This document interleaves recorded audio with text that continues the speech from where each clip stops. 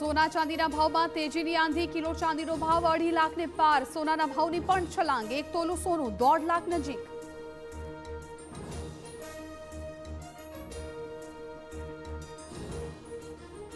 અરવલ્લી પર્વતમાળા વિવાદ મુદ્દે સુપ્રીમ કોર્ટનો નિર્ણય. પોતાના જ આદેશ પર લગાવી રોક. તમામ ભલામણ અને ટિપ્પણી સ્થગિત. કેન્દ્ર અને રાજ્યોને નોટિસ.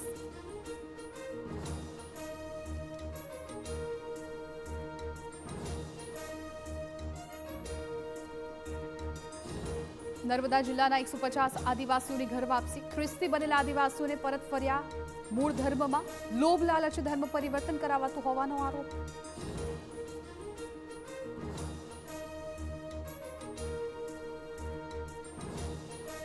વડોદરાના ડભોઈના ખેડૂતોને વગર વરસાદે આવ્યો રોવાનો વારો.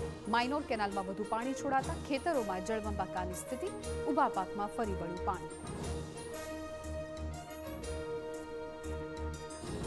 સુરેન્દ્રનગરના લીંબડીમાં સોલાર પ્લાન્ટમાં ભ્રષ્ટાચારનો આરોપ. રાસ્કાની સીમમાં જમીન પર દબાણો કર્યાનો દાવો.